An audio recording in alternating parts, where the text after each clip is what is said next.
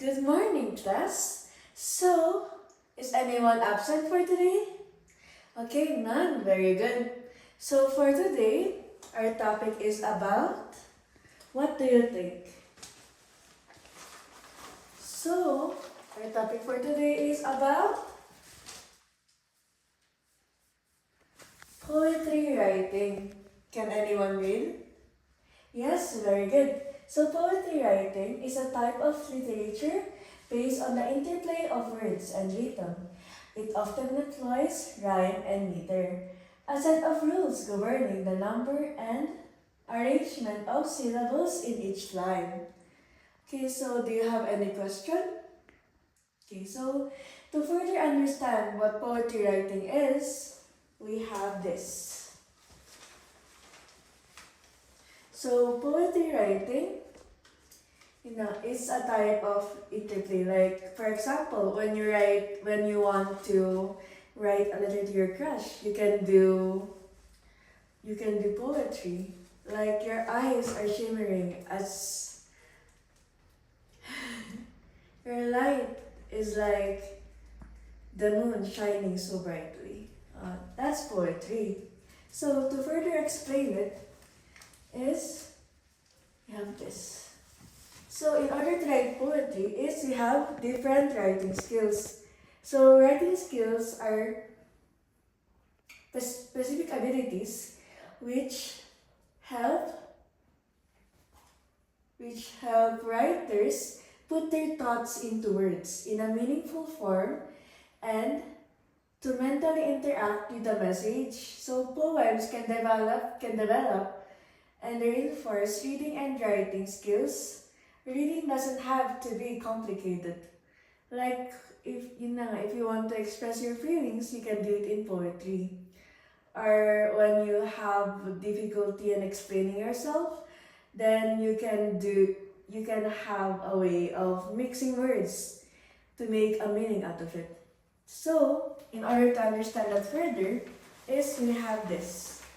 So here are the 9 common techniques of poetry writing. So the first one is we have rhyming. So the meaning of rhyming is the repetition of syllables, typically at the end of a verse line. What do you think that means? So now we have an example for that. So an example for rhyming is, what do you think? 1, 2, or 3? Wow, you're very excellent. So the example of rhyming is this one. So beneath the sky so rash and wide, I watch the rolling waves collide. Okay, so now that's an example of rhyming. So how about repetition? Can anyone read the meaning of repetition? Yes, very good. So the meaning of repetitions is words or phrases are repeated in sentences. So do you see it in this example? Yes, it's the second. So it says there that words or phrases are repeated in sentences. So for example, here is whisper, whisper through the trees, whisper, whisper through the breeze. So this is the repetition of the word. So the repetition here is we have whisper, whisper, and whisper, whisper. Okay, so let's read it again. Whisper, whisper through the trees. Whisper, whisper through the breeze. Okay, very good. So now for the third one is we have alliteration. So the meaning of alliteration is repeated usage of a letter used in the first syllable of a word. So the first syllable of a word is the first letter that you see. It is being using in a different word, but the first letter is similar, like this one. So silent shadows softly sways, singing songs of sorrow's days. Okay, so now that we have read it is, so The meaning of alliteration again is repeated usage of a letter.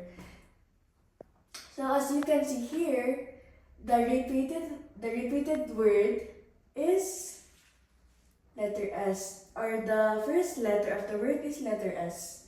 So as we read the sentence is silent shadows softly sways, singing songs of sorrow's days.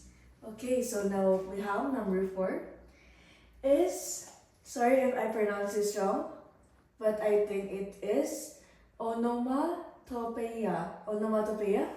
Okay. Yeah.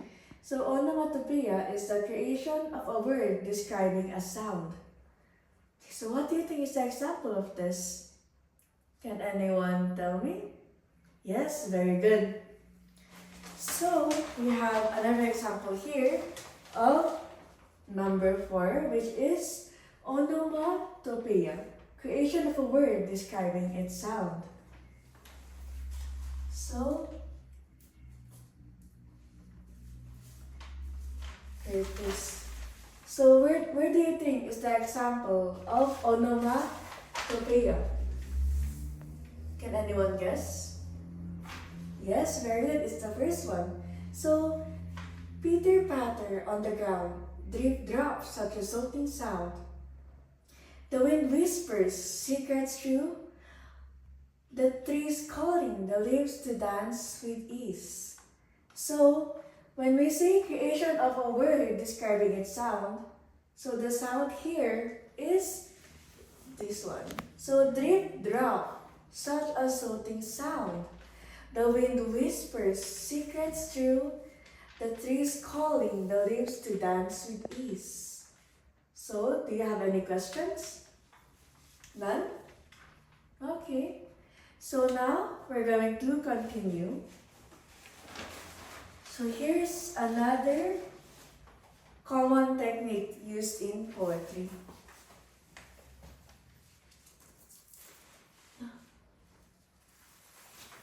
Okay, so now we have is personification.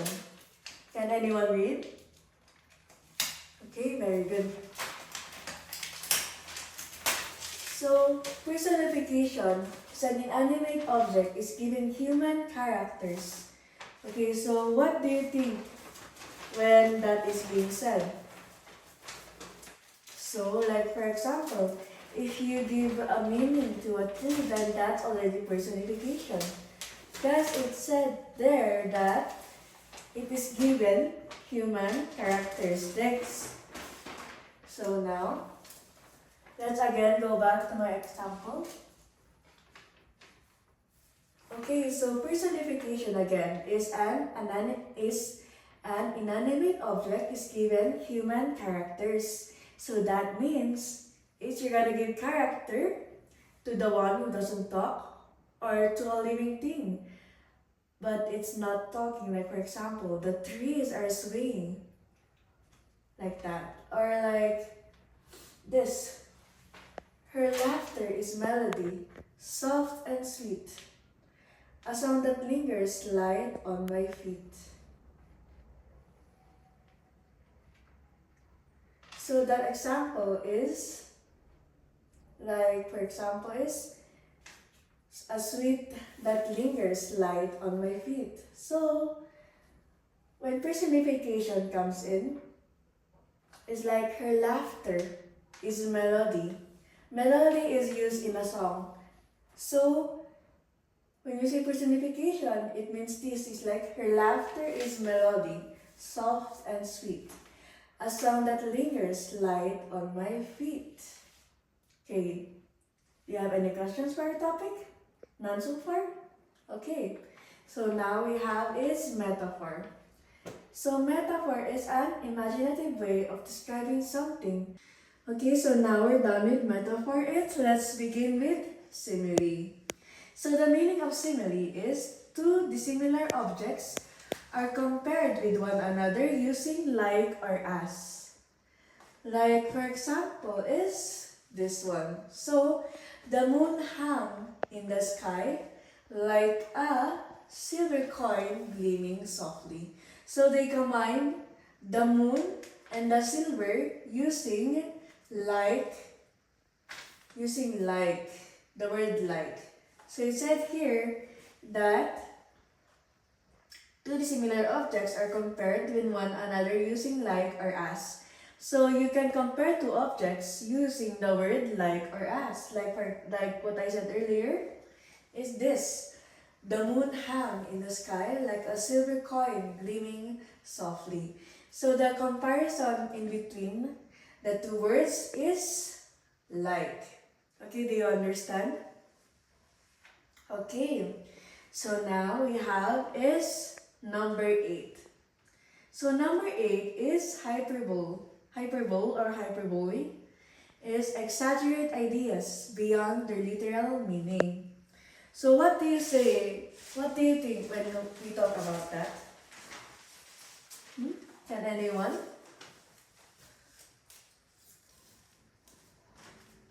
Okay, so this the is for the sake of emphasis. So what do you think?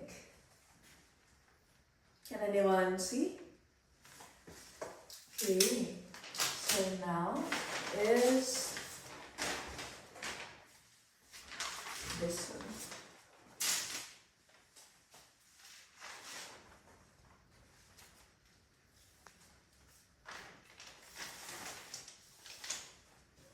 Okay, so what again when you say hyperbole? So hyperbole is the exaggerate ideas beyond their literal meaning for the sake of emphasis. So what do you think is the meaning of hyperbole? Can anyone say an example?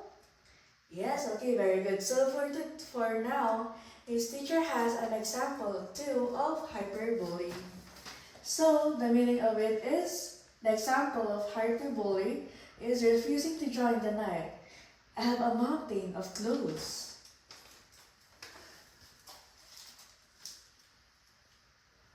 to wash. I've waited 1,000 years to see your face through endless nights and time embrace. So yeah, so this is the exaggerated part is, can anyone guess it? Yes, it's this one. I have a mountain of clothes to wash. So we can see that too in the example of like the metaphor. When we say mountain of clothes to wash, it's like you have plenty of clothes to wash. So that is another example. So like again, the exaggerated part is refusing is I have a mountain of clothes to wash. I've waited 1,000 years to see your face. Even this one is exaggerated. I waited 1,000 years to see your face through endless nights and time embrace. Okay, so what do you say when we say hyperbole? It's exaggerated ideas beyond their literal meaning. So what do you think is the meaning of our example here? Yes, it's like, in this example, it's like he's saying that he misses her and he wanted to see that person's face because they haven't met in a long time. So this is like an exaggerated version of like a boy who misses a friend and he or she doesn't see that person in a very long time. So like this is how the way how he expresses his feelings and emotions. So that is an example of poetry. You can exaggerate or make an emotion that if you can express through words, then you can do it through poetry. So now we have is symbolism. So the meaning of symbolism is it used to convey hidden meanings. Places, objects, and actions can all be symbols with many layers of meaning tied to them. So the last example that we have here is this one. A fragile spark, a lonely night. It flickers away, yet still it stays, guiding lost souls through the haze. So the symbol here is The symbol here is, like for example, lonely light. It flickers, fragile, sway. It says a meaning of, like, for example, when it's November, what we have is celebrating our loved ones who passed away. So the meaning of this is like as fragile spark along the night. It flickers away, yet still it stays, guiding lost souls through the haze. So in November, we always light the candle. So the meaning of candle is like it guides the souls of our of our dead loved ones who is going to heaven. So this, I think, is the meaning of this example. And now that we are done with our lesson for today, so did you understand our lesson? Do you have any questions?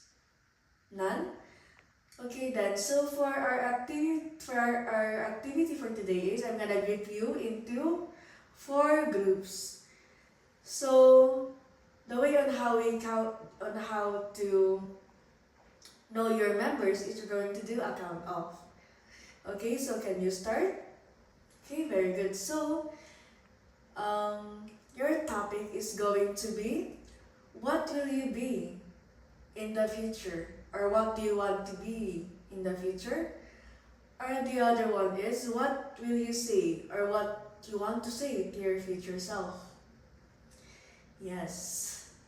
So that is our activity for today. Okay, so for your assignment is you're going to create your own poetry using the 9 common techniques of writing poetry. Did you understand? Okay, class. So, goodbye and thank you.